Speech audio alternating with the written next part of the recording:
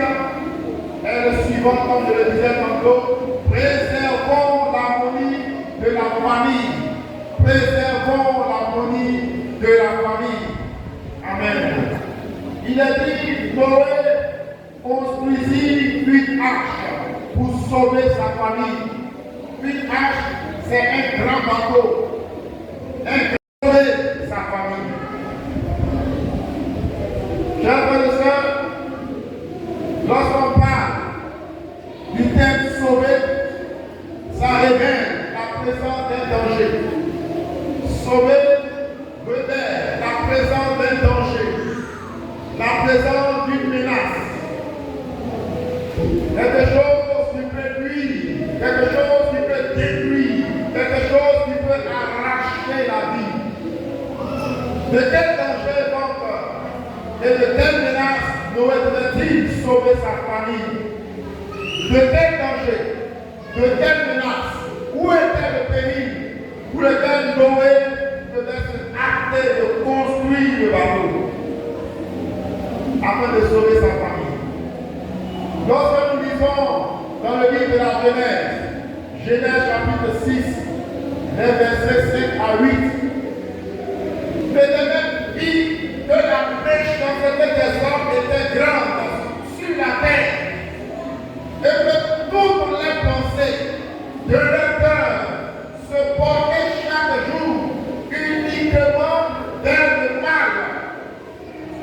Et au verset 6, il dit, l'Éternel se repentit d'avoir fait l'homme sur la terre et il fut affligé dans son cœur. Et l'Éternel dit, j'exterminerai de la face de la terre l'homme que j'ai créé, depuis l'homme jusqu'au bétail, aux reptiles et aux oiseaux du ciel, car je me répands de les avoir faits. Au verset 8, il dit, mais Noé trouva grâce aux yeux de l'Éternel. Noé trouva grâce aux yeux de l'Éternel. Le danger ici était l'extermination, l'élimination imminente, c'est-à-dire qui est proche d'arriver des hommes sur la terre. Parce que la méchanceté était grandissante. Dieu dit, leurs pensées se tournaient uniquement vers le mal. Ils méditaient sur le mal. Ils étaient ingénieux au mal. Des sorciers. Tout le monde est des sorciers. Parce que là, les méchants étaient sorciers. Tout le monde était des sorciers. Ils voulaient le mal de leur semblable. Et tu as eu mal au cœur. Il dit, je vais les détruire. Je vais détruire tout ce trucs que tu devant moi. Mais la Bible dit que même Noé trouva grâce aux yeux de l'Éternel. Le danger contre était là, c'était l'extermination. Dieu a décidé de détruire les hommes à la surface de la terre à cause de la perversion de leur cœur. C'est-à-dire que leur cœur a changé, le mal s'est enraciné, le mal s'est logé dans leur cœur. Ils étaient conduits par le mal. Alors que Dieu, il est amour. Et si tu viens de Dieu, l'amour doit être dans ton cœur. Si l'amour n'est pas dans ton cœur, c'est que tu n'es pas de Dieu. Tu trompes les hommes. Dieu a décidé de détruire toutes ces personnes. Mais il a dit, Noé trouva grâce aux yeux de l'Éternel. Et Noé se sauva de la destruction qui s'est abattue sur les hommes. Il construisit une arche pour sauver sa famille. Noé a construit un grand bateau pour sauver sa famille. Noé a mis sa foi dans l'avertissement que Dieu a donné. Et il a construit l'arche pour se sauver, lui et sa famille. De nos jours, une autre menace, et non des moindres, est toujours là, présente sous nos yeux. J'aimerais l'enlèvement de l'Église est pour bientôt. L'enlèvement de l'Église est imminente. Et on en parle peu. Mais dès qu'on te dit, lorsqu'on lit le livre d'Hébreux, le chapitre 1, on dit Dieu, à la fin des temps, a envoyé Jésus-Christ. Nous sommes dans la période de la fin des temps. Et à tout moment, le Christ Jésus peut apparaître pour enlever son église. Tous les signes sont déjà presque accomplis. À tout moment, tu es préoccupé à courir ça et là. Mais est-ce que tu te prépares pour l'enlèvement? Est-ce que tu te prépares pour les morts de l'agneau? L'enlèvement est là. Est-ce que tu te prépares? Non seulement à être enlevé, est-ce que tu te prépares à la vie éternelle? Frère, tu dois mettre un point d'honneur à te préparer pour aller à la rencontre de Jésus. Un point d'honneur à te préparer pour le ciel. Tout est éphémère sur la terre ici. Tout passe. Tout est éphémère. Alléluia. Mais un point d'honneur à te préparer pour le ciel. Moi, un point d'honneur à préparer ta famille pour le ciel. De nos jours, plusieurs marchent en ennemi de Dieu. Et il a dit que la venue du Fils de l'homme se fera comme au temps de Noé, au temps de Lot. Alléluia. Lorsque nous lisons dans le livre de Matthieu le chapitre 24, Matthieu chapitre 24, à partir du verset 37, il est dit, ce qui arriva du temps de Noé arrivera de même à l'avènement du Fils de l'homme. C'est-à-dire à la venue du Fils de l'homme. Ce qui s'est passé au temps de Noé. Il a dit car dans les jours qui précédaient le déluge, c'est-à-dire la venue des eaux sur la terre, les hommes mangeaient et ils buvaient, ils se mariaient, ils mariaient les enfants, jusqu'au jour où Noé entrait dans l'arche. Et il ne se doutait de rien jusqu'à ce que le déluge vienne et les emporta tous. Et il en sera de même à l'avènement du Fils de l'homme. Frère, la Bible de nous dire, et ça c'est les paroles du Christ Jésus, sur la fin des temps, il dit que la fin du monde, sur l'enlèvement de l'Église, se fera de manière à surprendre. Les gens seront préoccupés dans leurs activités, dans leurs affaires, préoccupés dans les histoires des mariages, les histoires des affaires, etc.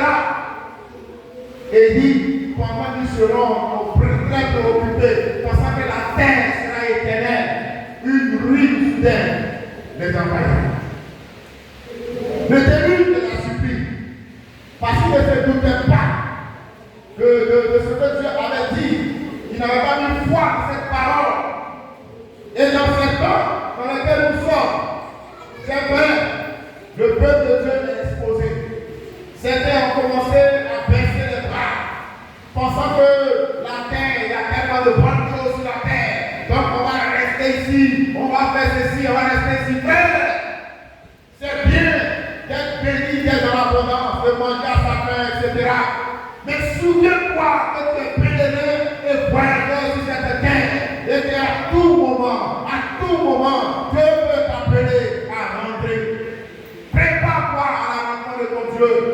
Est-ce que tu te prépares suffisamment? Est-ce que tu mets de l'ordre dans ta vie? 2025, il est dit, Dieu nous appelle à mettre de l'ordre. Dieu nous appelle à marcher dans sa volonté.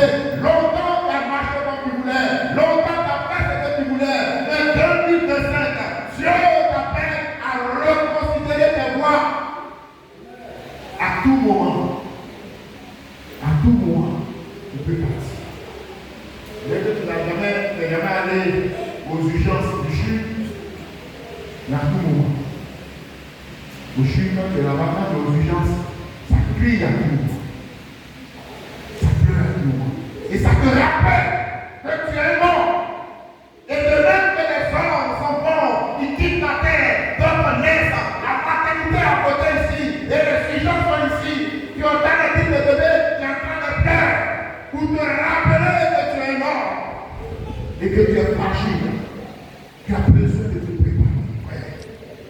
Le temps n'est pas l'amusement, le temps n'est pas faire tout le jeu avec Dieu. Tu dois te relever. Jésus dit, il en sera comme du temps de Noé. Au temps de Noé, les hommes étaient distraits par toutes sortes de choses. Ils n'étaient pas conscients. Dieu t'a pas dit de ne pas travailler. Dieu t'a pas dit de ne pas être occupé avec tes activités. Mais Dieu te dit, sois conscient de qui tu es. Sois conscient de ce que tu t'empares par le chemin de toute la terre. Et un jour, tu partiras également. Je te dis, de même que tu te prépares chose. Prépare-toi pour ton avenir éternel avec Dieu. Alléluia. Prépare-toi pour le ciel. Prépare-toi pour l'enlèvement. Si nous voulons faire partie de l'enlèvement de l'église, si nous devons nous apprêter, frère. Nous devons nous apprêter. Nous devons construire l'arche. Construire l'arche est la responsabilité de l'homme, du chef de famille. Il a dit que Noé a construit l'arche pour sauver sa famille. Or, c'est ta responsabilité de construire l'arche. Face donc à la menace, au danger, de rater l'enlèvement. Tu ne vas pas rater l'enlèvement. L'enlèvement est la prochaine étape sur la route de notre éternité. L'enlèvement, c'est lorsque Jésus apparaîtra dans les airs et il va prendre l'église. Il ne va pas descendre, il va rester dans les airs. Il va prendre l'église. Et le règne de notre église va se répandre sur la terre. On aurait une étude sur les événements de la fin des temps. Qu'on puisse comprendre. Parce qu'on parle beaucoup de bénédictions, beaucoup de choses. Mais beaucoup ne connaissent pas les événements de la fin des temps. À la grâce de Dieu, on parlera de ça. Face donc à la menace, au danger de rater l'enlèvement, l'homme, le chef de famille, doit tout mettre en œuvre. Tout mettre en œuvre pour sauver sa famille. Nous verrons donc 2 points concernant ce thème. Nous verrons vraiment la responsabilité de l'homme face au danger, face à la menace qui guette la famille. La responsabilité de l'homme. Et deuxièmement, comment préserver l'harmonie de la famille. Nous parlerons de la part de l'homme, ce que l'homme doit faire, ce que la femme doit faire, ce que les enfants doivent faire. Alléluia. Nous parlerons de toutes ces choses. Premièrement, la responsabilité de l'homme. Et je voulais te demander, chers frères, de bien me suivre. La responsabilité de l'homme face à la menace, face au danger qui guette la famille. La famille est la plus petite cellule de la société. La famille, je ne sais pas comment expliquer, mais c'est plusieurs familles qui forment un secteur, qui forment un village, et c'est plusieurs familles réunies qui forment une vie. Donc la famille est la plus petite cellule de la société. De même que le mariage vient de Dieu et est une institution divine, la famille également est une création de Dieu, car étant la conséquence directe du mariage. On se marie pour fonder une famille. Amen.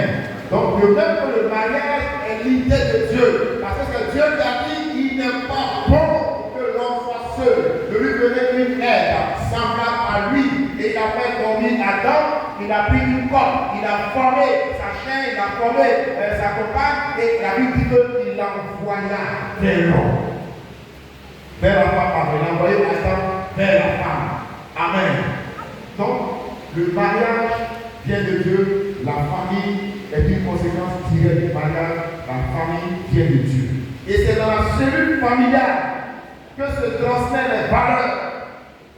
C'est à la maison chez toi, dans ta maison, que les valeurs doivent être transmises à l'enfant.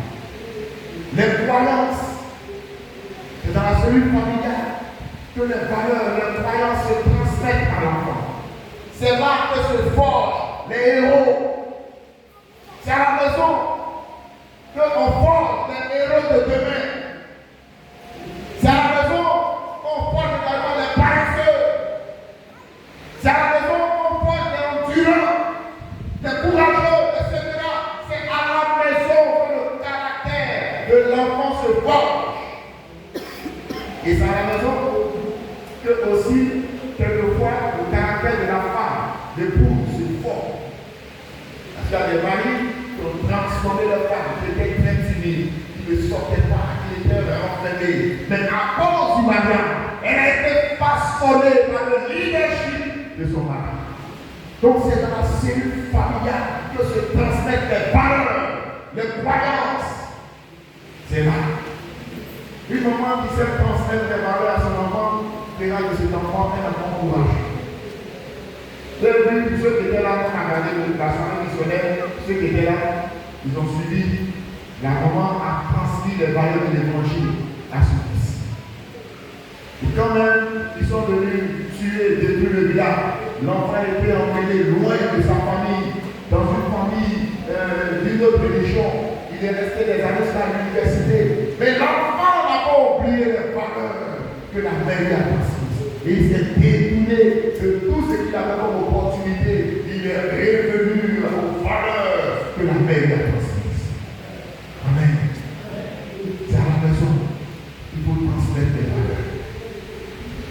Il y a également un film qui est une histoire vraie. Le premier chirurgien noir américain a opéré des enfants siamois.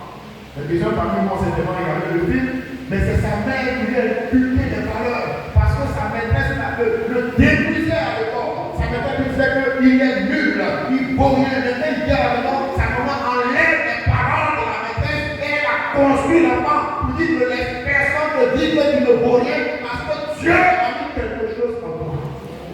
Sa maman l'a construit. Alors que la maîtresse de Dieu construisait, mais qu'elle vient à la maison, sa maman enlève et elle met dans sa tête. Et l'enfant a grandi étant forgé par ce que les valeurs qu'il a reçues dans la cellule familiale. Il était un grand médecin. Le premier à opérer des enfants siamois. Amen. Et si sa maman, si la cellule familiale avait été se creuser pour qu'on puisse lui donner ses valeurs, lui inculquer ses valeurs, il ne pouvait pas grandir avec cela. Chers parents, c'est ta responsabilité. Homme, femme, ils transmettent les valeurs. La famille, c'est la cellule familiale. C'est là qu'il faut donner les valeurs à l'enfant. C'est là qu'il faut donner les croyances. C'est là qu'il faut donner à l'enfant tout ce dont il a besoin. Et ça a juste dit que Proverbe chapitre 2, Proverbe 22, 6 nous dit: instruis l'enfant selon la voie qu'il doit suivre. Et tel sera Dieu, il ne s'en détruira pas. Amen. Instruis l'enfant. Instruis l'enfant selon la voie qu'il doit suivre. Et tel sera Dieu. C'est-à-dire que quand il va grandir, il ne peut jamais oublier les valeurs que maman a transmises, les valeurs que papa a données. Il ne peut pas oublier. Et c'est dans la cellule familiale, dans un cadre agréable, que l'enfant doit être instruit. Tu dois veiller. Devant lui quelquefois ce qu'ils ont vu à l'école. Devant lui celui-là. On m'a dit son père, il raconte tout le temps des coloris, des trucs bizarres à l'enfant. Je vois lui que j'ai bossé ton papa a fait des trucs. On ne sait pas si le frère l'enfant est bon avec. À chaque fois qu'il a dit des trucs, ce qu'il dit là, comment je le vois, il ne fait pas ça. Mais il dit, tout ce qu'il raconte, quand je le vois, ça passe. Il dit, monsieur Samy, bonjour, monsieur Samy. Le texte est écrit, là, qu'il voit l'enfant, il peut me dire ça. Donc, chaque fois qu'on le son de témoigner à l'enfant, il doit parler de qu'est-ce qui s'est passé. Parce que peut-être il y a des choses qui sont passées là-bas. Il va te raconter si c'est bizarre, tu déduis avec la vie que non, c'est toi qui as dit, c'est pas ça. Mais voilà ce qui est ici. Parce que c'est ce qu'on dit aux enfants, c'est ce qu'ils croient. Amen. L'homme est le chef de la famille. Et à ce titre, c'est à lui que revient la charge de conduire la destinée de sa famille, étant aidé dans cette tâche, bien entendu, par son épouse. L'homme est le chef de la famille. C'est lui qui va conduire les destinées. C'est lui qui va conduire le parcours de la famille, étant aidé par son épouse. Elle ne prend pas le gouvernail, c'est ça qu'on dit dans du bateau de la famille. Non, elle est à côté pour accompagner son épouse. C'est lui le premier responsable de la cellule sociale de la famille. L'homme est le premier responsable. Tu dois comprendre ça.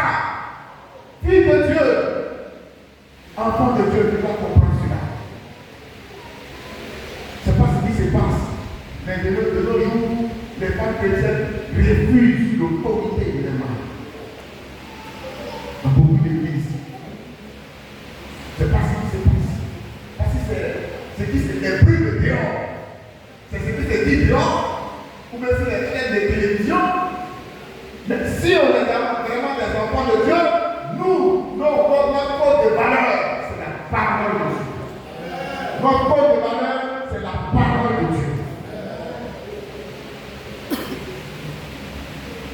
L'homme est le garant moral, le garant spirituel. Il est le pasteur de chez lui. C'est le pasteur de ta maison, mon frère.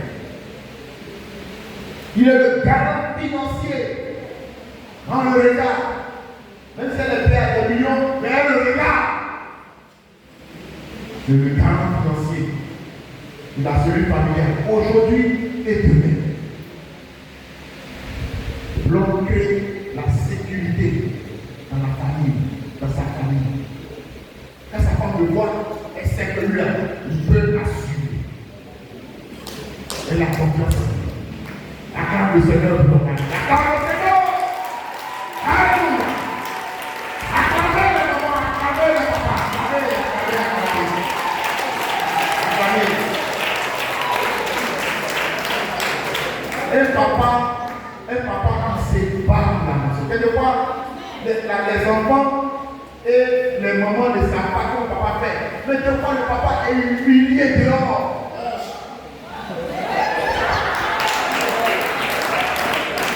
Des fois, le papa est humilié. Mais à cause de sa famille, à cause de ses poupounets, à cause de sa chérie, il donne son dos. On va parler de papa. Il donne son dos, il prend la couche. Il prend la couche. Et que pour l'amour de sa famille, là, tous les coups qu'il reçoit, c'est des biens. C'est bien, c'est beau. Alléluia. Donc, les papas peuvent être encouragés. C'est au papa de donner la trajectoire, d'imprimer sa marque dans l'orientation et dans les choix qu'il doit faire ou qu'il va opérer pour sa famille. C'est au papa de donner la trajectoire. C'est le papa qui imprime la marque. C'est lui qui conduit sa famille. C'est lui qui donne sa touche spéciale. Il a été élevé avec ses frères. Mais quand son frère conduit son foyer d'une manière différente, lui aussi a la façon de conduire son foyer. Amen. Chaque papa a sa manière de conduire selon que Dieu met sur son cœur. Amen. Il doit orienter. Il doit avoir un leadership bien éclairé. On parle de leadership, c'est sa manière de gérer sa famille. Il va bien gérer sa famille de façon intelligente. Et bien entendu, étant assisté de son épouse, elle est le copilote du bateau. Amen. Elle est le copilote du bateau. Et sans copilote, il ne peut pas arriver au bout de la destination. Parce qu'il faut un copilote. Applaudissez pour le copilote. Acclamez pour le copilote. Alléluia. S'il n'y a pas de copilote, tu seras fatigué à arriver devant et tu ne pourras pas continuer. Il faut un copilote à côté pour te montrer, pour te dire c'est comme ça. On passe ici, on va arriver. Alléluia. Que Dieu bénisse la famille. La famille est une Dieu merveilleuse de Dieu. Mais l'ennemi introduit des choses bizarres. Bien comment elle t'a regardé, bien comment il fait. André, il t'aime plus. Il t'aime toujours. Mais l'ennemi veut t'utiliser. Ne te laisse pas distraire. Alléluia. C'est pourquoi l'homme doit être un visionnaire. L'homme doit être un visionnaire, un planificateur. Il doit anticiper, il doit prévoir sur le long terme. Et que dans la maison, maman parle et puis il répond pas. Quand je ne parle, il est en train de visionner les choses. Il regarde loin. Maman regarde tout près ici. Oh, il n'y a pas de oh, il n'y a pas de oh, il n'y a pas ça. Mais lui, il regarde loin.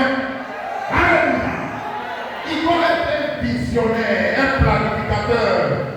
Il doit avoir un esprit bien avisé pour réussir sa mission en tant que chef de famille. Et il doit assumer sa responsabilité de chef de famille. Maintenant qu'il n'assume pas, maintenant qu'il a peur de porter sa chef de famille, c'est le chef qui doit assumer. Amen. Dieu t'a déjà tout mis à ta disposition pour que tu assumes cela pleinement. L'harmonie de sa famille, la stabilité de sa famille, le salut de sa famille dépend en grande partie de lui. et de son sens à viser de la vie, son sens de la famille, son sens du bonheur, son sens de Dieu.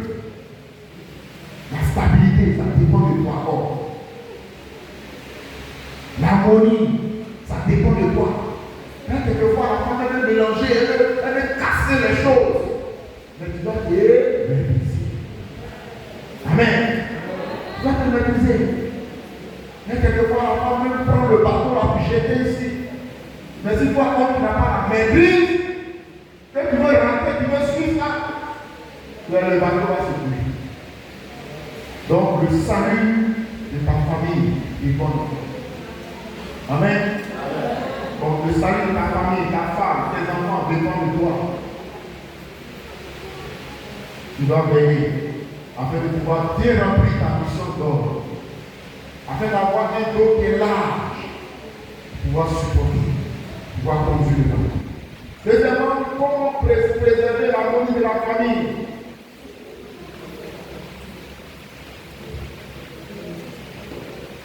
Préserver l'harmonie de la famille revient à bien conduire les destinées, le cours de la vie de cette famille, de bout en bout, avec la maîtrise, avec la patience, pour la stabilité et le bien-être de chaque membre de la famille. Chaque jour, c'est un exercice qui se fait chaque jour, chaque matin. Tu dois avoir de la maîtrise, tu dois avoir de la patience. Et suivre les choses, conduire les choses. Amen. Pour le bonheur de maman, des enfants, et pour toi-même ton propre bonheur.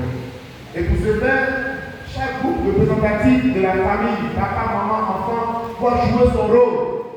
C'est vrai que l'homme est le chef. Mais si le chef est perturbé dans sa mission, il ne pourra pas arriver.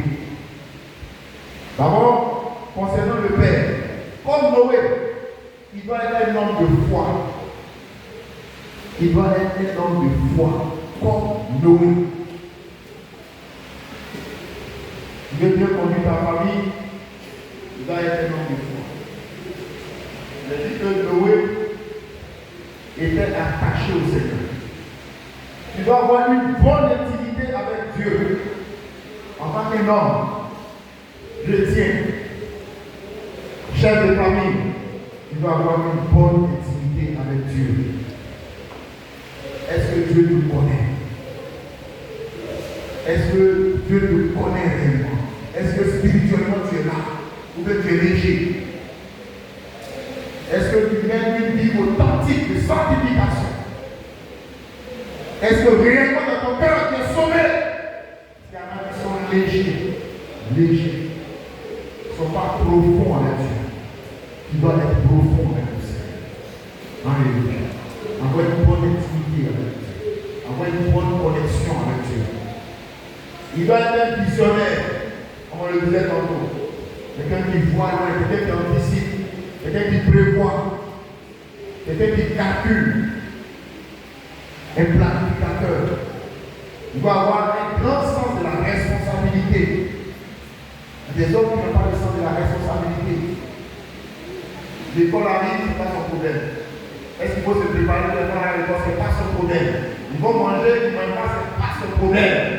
Le maman est là. Et toi, tu te vois. Maintenant, même les enfants sont malades, tu leur vois l'hôpital, c'est un problème. L'enfant est malade dans la maison, il ne va pas à l'hôpital, c'est un problème. Et même les protégés qui sont chez toi, ils sont malades, tu dois les soigner. Mais on enlève nous les pasteurs, on allait soigner d'autres enfants dans la maison des chrétiens. Parce qu'ils ne voulaient pas les amener. Le sens de la responsabilité. La responsabilité vis-à-vis de Dieu. Tu dois craindre Dieu pour pouvoir obéir à tout ce que Dieu te demande. C'est par la crainte de Dieu qui nous pousse pour l'obéissance. Tu dois craindre Dieu et assumer tes responsabilités vis-à-vis de ta famille, ta femme, tes enfants, et même tes parents s'ils sont vivants. On a un devoir de famille, nos parents, nos ascendants, papa et maman. On a un devoir vis-à-vis d'eux. Nos frères, si on peut en faire, mais nos parents, papa, maman, s'ils sont vivants, ils doivent faire ça. Alléluia. Le sens de la responsabilité. Également, vis-à-vis de la société. Tu dois être un bon responsable de famille vis-à-vis de la société. Pour que tu montres le bon exemple, ta famille doit être un exemple vis-à-vis de la société. Dis pas que tu es un témoin du Christ. Et que à travers toi, à travers ta famille, les gens lisent l'évangile de Christ. Tu dois construire l'arche. Construire l'arche, c'est bâtir ta famille sur le modèle de foi et de valeur des Saintes Écritures. Amen. L'arche ici, c'est le modèle de foi et de valeur des Saintes Écritures.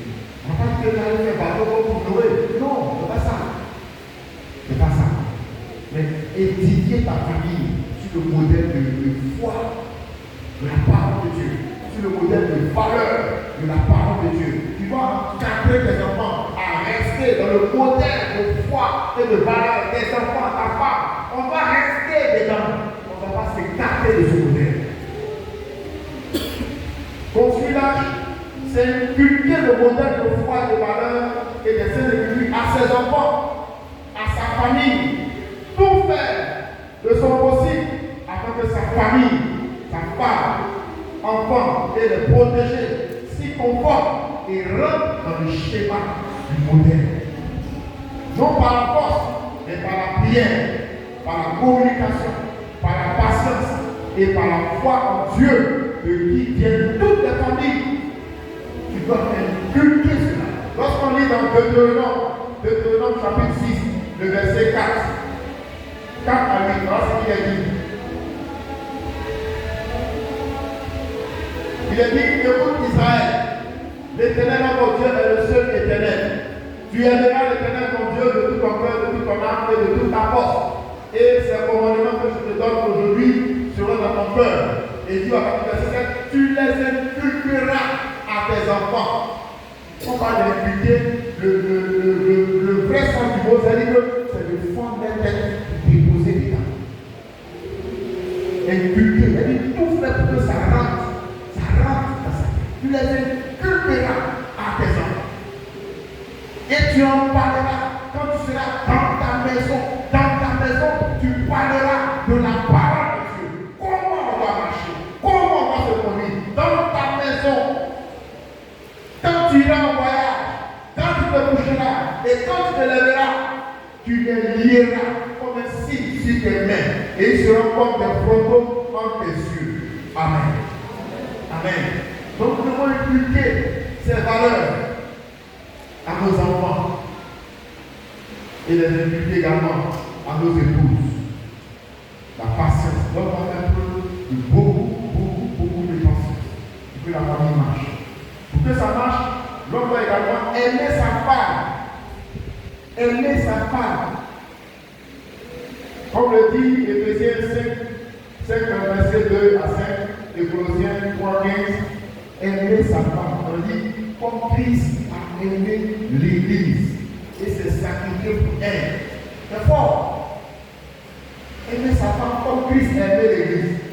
Est-ce qu'on peut mesurer, est-ce qu'on peut se projeter un peu l'amour que le Seigneur a déclaré pour l'Église?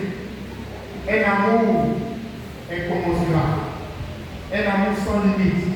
Amen. Le Seigneur pardonne tout le temps à l'Église. N'est-ce pas?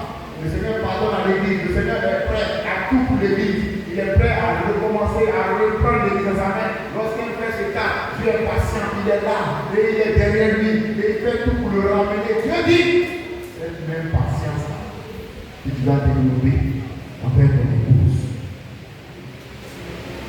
Le mariage est un lien qui est fait pour ne pas être détruit, pour ne pas être brisé. C'est comme ça, le caractère du mariage ne doit pas être brisé. C'est pour la vie. On est marié, c'est pour la vie. Et celui qui détruit le mariage, il reste comme ça. Et si tu te remaries, tu as pris ton ticket direct pour l'enfer. Direct pour l'enfer. Parce que tu n'es pas dans le schéma que Dieu a prévu. Amen. Tu n'es pas dans le schéma.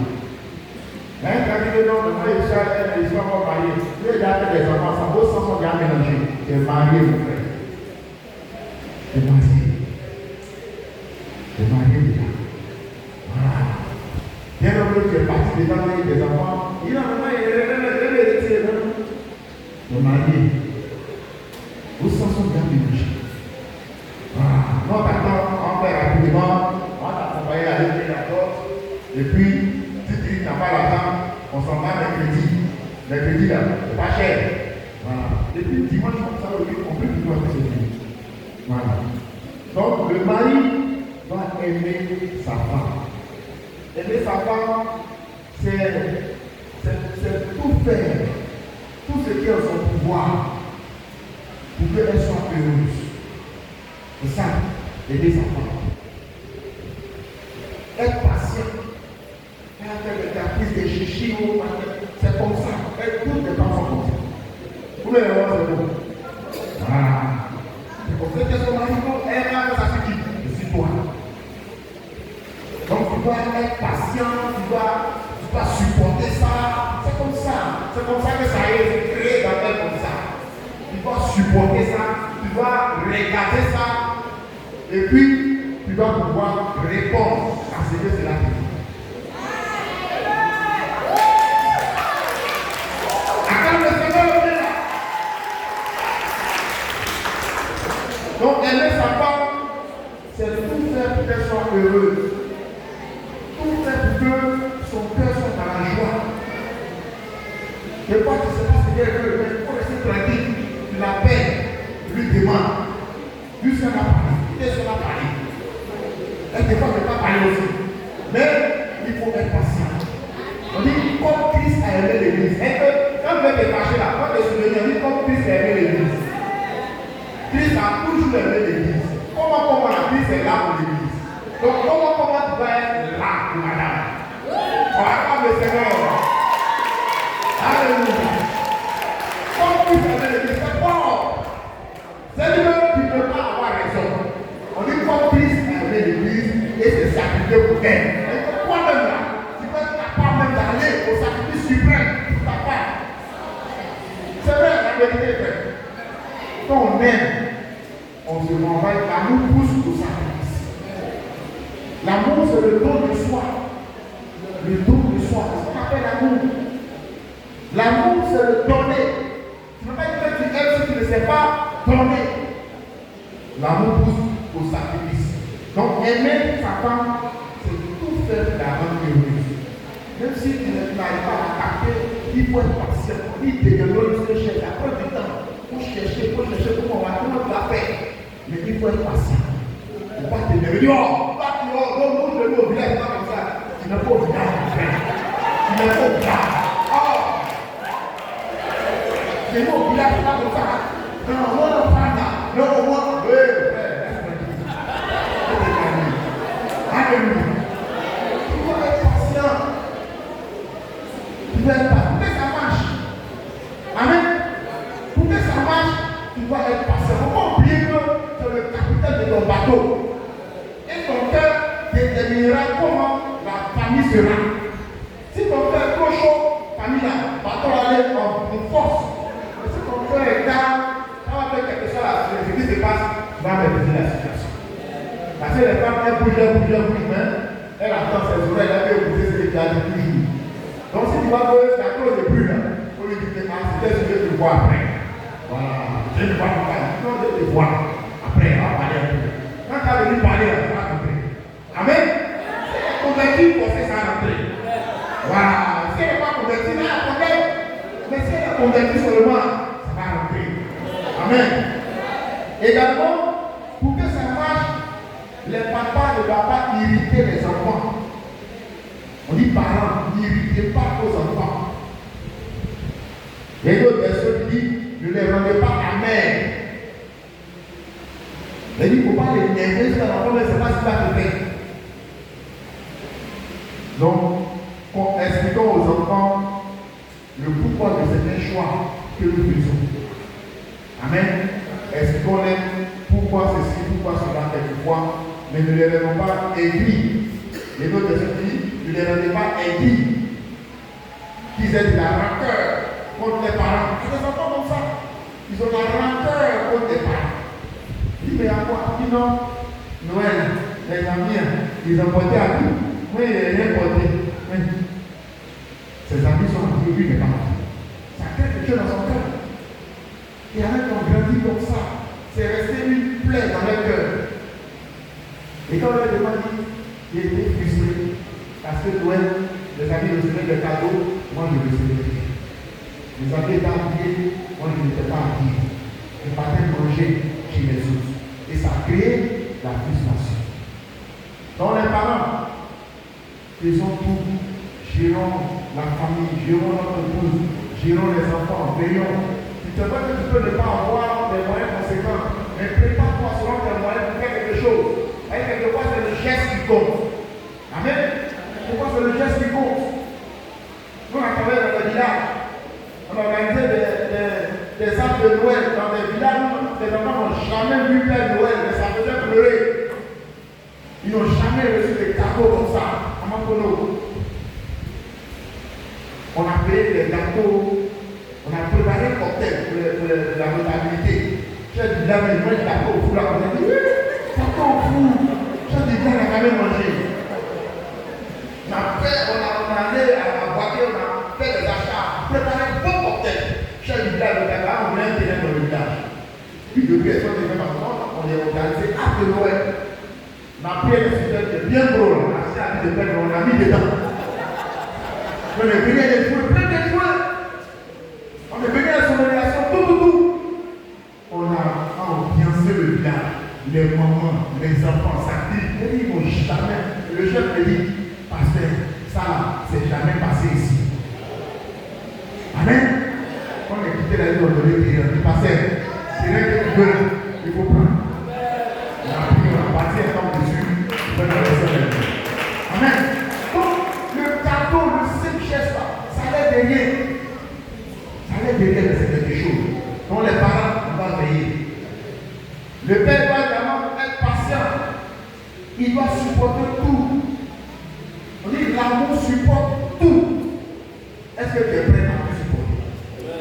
L'amour supporte tout. En fait, pour que tu arrives avec dans ta tête là, dis-toi que Dieu est dans ton affaire. Et quand tu regardes Dieu là, tu peux lui dire que Marie ça va sortir. Tu peux dire ça à Dieu. Tu ne peux jamais dire ça. Donc si tu vas lui dire là, on va dire ça à quelqu'un. Frère comme ça qui est venu, un diable. On regarde ce robot, tant pis sa femme. La pauvre fille, elle fait tout, tes parents viennent pile pour tout montagne. Vous leur donnez une mange. Elle est ici, elle est là, prend pas au dos, on va demander de faire les travaux là-bas. Une petite qui aime le Seigneur.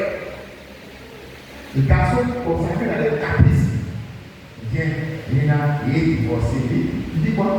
Assemblée de Dieu, là, divorcé. Tu as moins ça. Tu as même ton frère, parce que tu es divorcé, lui, quand tu es divorcé. Je l'ai sermonné comme mon enfant à lui. Il sermonné. Et il est parti dormir, c'est quitté dans sa tête. Il est là. Il est dans sa tête. Il est dans sa tête. Jamais divorcé. Jamais. Jamais. Sa femme, elle aime le Seigneur, elle est dévouée.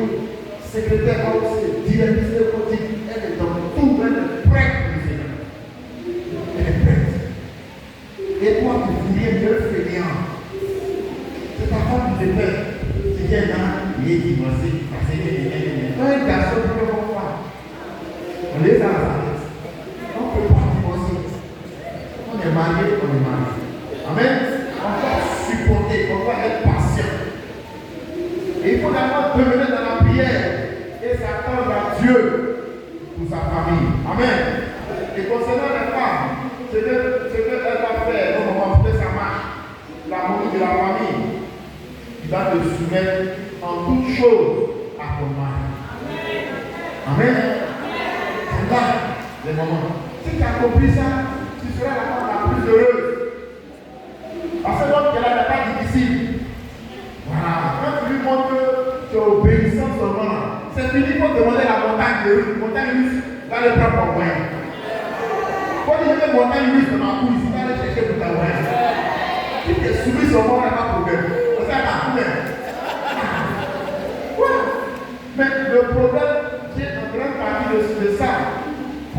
moment chrétien de lui refuse de se soumettre. Quand on parle avec lui, je suis soumise. Et puis le gars la regarde comme ça. Quoi qu'elle est soumise? Dans la maison, quand il parle elle dit que on a juste que c'est elle. Parce qu'elle m'a giflé. Il me dit, il faisait comme ça. Elle de l'autre, elle m'a repassé comme elle passait. Il dit, il y a des gens qui parlent beaucoup. Les gens, quand son mari parlait, tout le monde c'était. Et elle ne va pas faire. Il m'a giflé, il m'a giflé à l'architecture. Il dit, il va se dire, on ne peut plus parler de ça. Bon, en tout cas, quand les maris ont giflé les femmes, j'ai couvert quelque. Et à l'Assemblée de Dieu, on ne fera pas les femmes. Donc les papas, comment, faut te maîtriser. On va frapper papa, on va te mettre sur discipline. Voilà. Donc, la soumission, c'est la volonté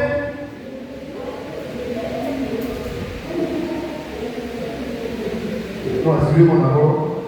On dit, elle va se soumettre en toute chose à son mari. Et le refus de soumission, la volonté manifeste et affichée de développer une autre vision différente de celle de son mari. Ton mari te dit, on va aller comme ça. Tu dis non. Tu dis non. Tu le contraries. C'est pas comme ça. Tu peux donner ton point de vue.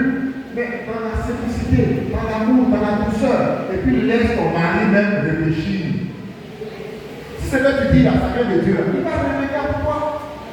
Mais il y a non, les projets peuvent être bloqués dans le couple parce que maintenant, elle est aussi commandante. Il est commandant, mais elle aussi dit que je suis commandant aussi. Donc ça ne marche pas. Ils sont bloqués. On va prendre un faire ceci quelque part. Elle ne sait pas faire ça. Moi aussi, j'ai dit qu'il y a tel autre projet.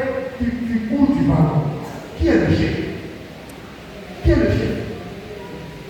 Donc la volonté affichée de développer une autre vision différente de son mari peut créer des blocages dans le foyer. La soumission demande à la femme d'accepter l'autorité de son mari. L'autorité, c'est le commandement, le gouvernement de ton mari. Il faut accepter. Maintenant, il a crié sur moi. Mais c'est quoi le problème? Tu es heureuse. Il a crié sur moi. Qu'est-ce que le problème? C'est ton mari. C'est lui seul qui peut crier sur toi sur la terre ici. Sur la terre, c'est lui qui peut crier sur toi. Tu vas lui dire. C'est ton mari. Tu dois être heureux. Quand ton mari crie sur toi, tu as des camarades qui cherchent même quelqu'un pour crier sur elle. Mais quand tu cherches quelqu'un, tu vas les chipoter même. Elle n'est pas. Il a crié sur moi.